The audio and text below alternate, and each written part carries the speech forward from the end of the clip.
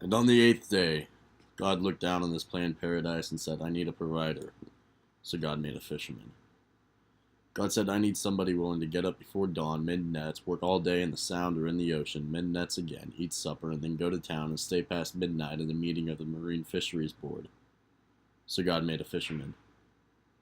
He said, I need somebody with arms strong enough to yank on the trawl board and yet gentle enough to cradle his own grandchild. Somebody to call a duck, fix broken machinery, come home hungry, have to wait for lunch until his wife's done feeding visiting family and tell neighbors to be sure and come back real soon. And mean it. So God made a fisherman. God said, I need somebody willing to sit up all night beside a gill net or a channel net and laugh when it comes up empty. Then rub his eyes and say, maybe next tide. I need somebody who can shape an oar or a pull post from a pine board, pull up a boat with just a block and tackle, tilt a trawler by himself using just a pry, and who can make a crab pot out of chicken wire and twine. And who, on a changing tide or mullet blow, will finish his 40-hour week by Tuesday noon, and standing or stooping in the cockpit of his boat, put in another 72 hours before Saturday morning. So God made a fisherman.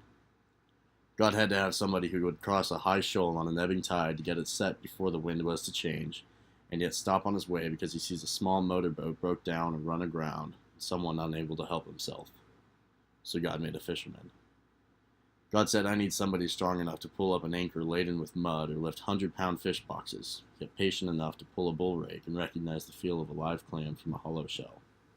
It had to be somebody who could turn tree saplings into net stakes and drive them deep into the sand before pulling them back up 6 weeks later. Somebody to set and fish a net, clear a shad, drag a lead line and pull a cork line, splice and tie a rope, bait a crab pot, scale a spot, and dry a mullet row, and still be ready to go to church on Sunday morning. Somebody who'd splice and tie, and if need be, mend a family together with the soft, strong bonds of sharing, who would laugh, and then sigh, and then reply, with smiling eyes, when his son says that he wants to spend his life doing what Dad does. So God made a fisherman.